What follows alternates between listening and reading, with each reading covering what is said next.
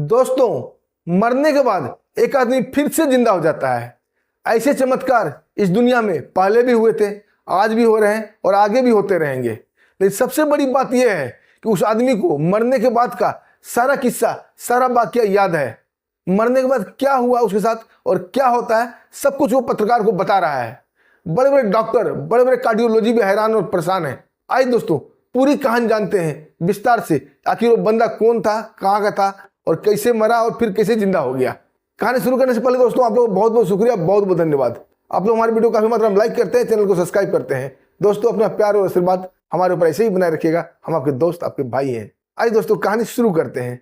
दोस्तों, ये कहानी महाराष्ट्र कोल्हापुर की है। 16 दिसंबर 2024 शाम के 4 बजे एक व्यक्ति जिसका नाम है पांडुरंग तात्या उल्पे, उसके सीने में दर्द होता है और उसे चक्कर आने लगता है और चक्कर खा के वो गिर जाता है।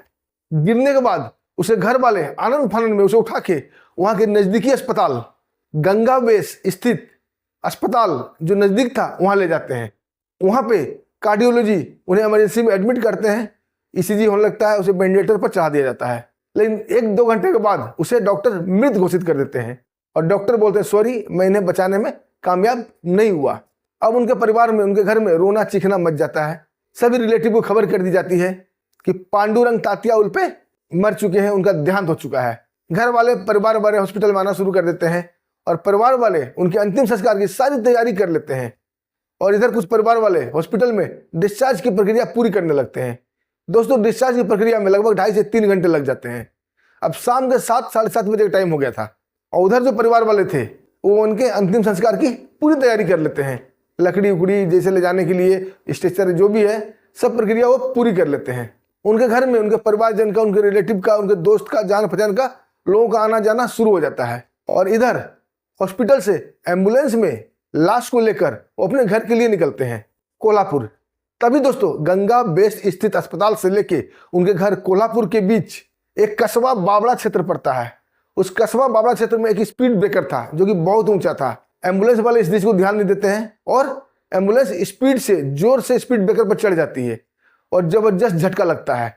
और इस झटके के साथ साथ उस बॉडी में जान आ जाती है और पांडुरंग जीवित हो उठते हैं।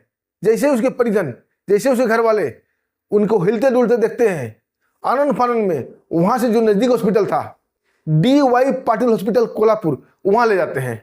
वहां डॉक्टर तुरंत एडमिट करते हैं, उनका इलाज शुरू हो जाता है और कुछ ही घंटों में बिल्कुल फिट, स्वस्थ हो जाते हैं। जब वहां के डॉक्टरों को यह पता चलती है कि ये मर चुके थे, अब पुनः इन्हें जीवनदान मिली है, बड़ा आश्चर्यचकित होते हैं। ये बात मीडिया के माध्यम से तुरंत ही कोल्हापुर से होते हुए पूरे देश में फैल जाती है। बड़े बड़े कार्डियोलॉजिस्ट, दिल के डॉक्टर वहां पहुंचना शुरू हो जाते हैं। उन्हीं में से एक डॉक्टर थे दीपक माहेश्वरी, जो कि SMS मेडिकल कॉलेज जयपुर के प्रिंसिपल है।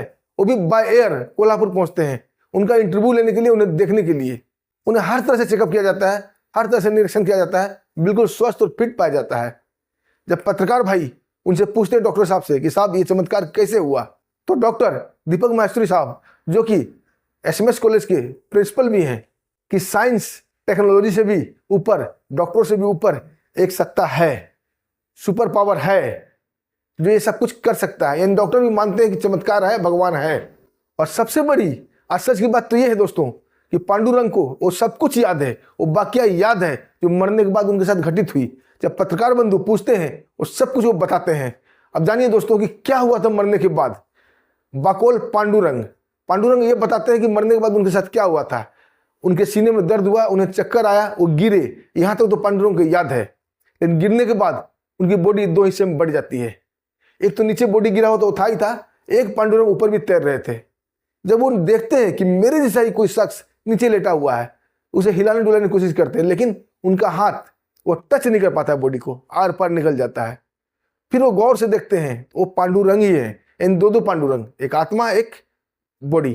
फिर उनके घर वाले आते हैं, उन्हें उठाते हैं और हॉस्पिटल ले जाते हैं। पांडुरंग भी उनके साथ उड़ते उड़ते हॉस्पिटल जाते हैं।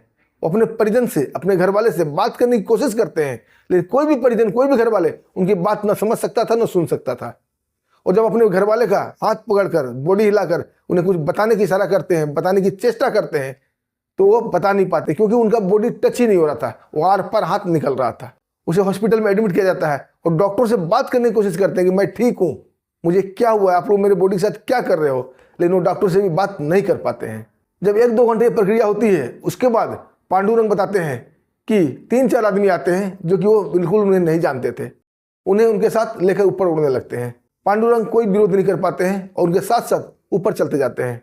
थोड़ी देर बाद जो हमारा ये जीवन था, ये घर परिवार, हॉस्पिटल, एम्बुलेंस, गाड़ियाँ, ये सब आउट हो जाता है। उन्हें कुछ भी नहीं दिखता है, बस दिखने लगता है एक स्याह ब्रह्मांड, एक डार्क हाउस, बहुत अनंत, जिसका कोई अंत नहीं था, बहुत बड़ा, बादलों के बड़े बड़े झुंड उस डार्क हाउस में तैर रहे हैं। एकदम ब्रह्मांड, एक अजीब सा नजारा था और पांडुरंग उसमें उड़ते हुए चले जा रहे हैं, चले जा रहे हैं, चले जा रहे हैं, जिसका कोई अंत नहीं था। अब सब कुछ दिखना बंद हो जाता है, बस उन्हें लाइट लाइट सी दिखती है। तभी उन्हें एक आवाज़ सुनाई पड़ता है कि ये आदमी नहीं है, ये गलत आ गया। बस इतना ही उन्हें पता पाते हैं और वो 4 आदमी जो उन्हें लेके उड़ रहे थे उन्हें वापस छोड़ दे। अब पांडुरंग बताते हैं कि वो यूं यूं करके तैरते तैरते नीचे गिरते हैं और गिरने के वक्त वो जगह था दोस्तों जहाँ की एम्बुलेंस उस ब्रेकर पर टकराया था। वो एम्बुलेंस के ऊपर धाम से गिरते हैं, लेकिन एम्बुलेंस का छत उन्हें नहीं रोक पाता है और सीधा अपने बॉडी में प्रवेश कर जाते हैं और जिंदा उठ के बैठ जाते हैं। दोस्तों, जिस ब्रेकर पर यह कांड हुआ था, कोल्हापुर के लोग उसे जीवन दान ब्रेकर के रूप में नामांकन कर चुके हैं। आमतौर पर आपने देखा होगा स्पीड ब्रेकर को व्हाइट कलर से पेंट किया जाता है, लेकिन इस ब्रेकर को गुलाबी कलर से पेंट किया गया है। वहाँ एक बोर्ड लगाया गया है, जीवन दान ब्रेकर। जब DY पाटिल हॉस्पिटल में उन्हें एडमिट किया गया था, एडमिट के वक्त इमरजेंसी में डॉक्टर थी, डॉक्टरनी वैशाली गायकवाड़। उनसे पूछा जाता है, वो सब कुछ स्वीकार करती है कि हाँ, जब ये लाए गए थे तो इनके हाथ हिल रहा था। दोस्तों, ये एक रहस्य बना हुआ है डॉक्टरों के लिए भी, वैज्ञानिकों के लिए भी, कि जीवन के बाद क्या होता है, मृत्यु के बाद क्या होता है। दोस्तों, इस पर 2 पार्टी डिबेट पर लगी हुई है। एक पार्टी इसे बकवास मानती है, एक पार्टी मानती है कि हाँ ऐसा कुछ होता है। दोस्तों, ये सब कुछ मैं आप पे छोड़ता हूँ, क्या ऐसा होता है या हुआ है?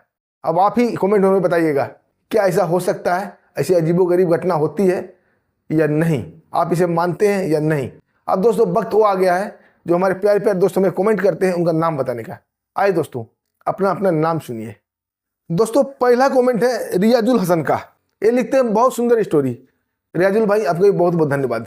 दूसरा कमेंट है बेंगलोर बेलागवी से अंश का, लिखते हैं गुड जॉब, तो थैंक यू भाई।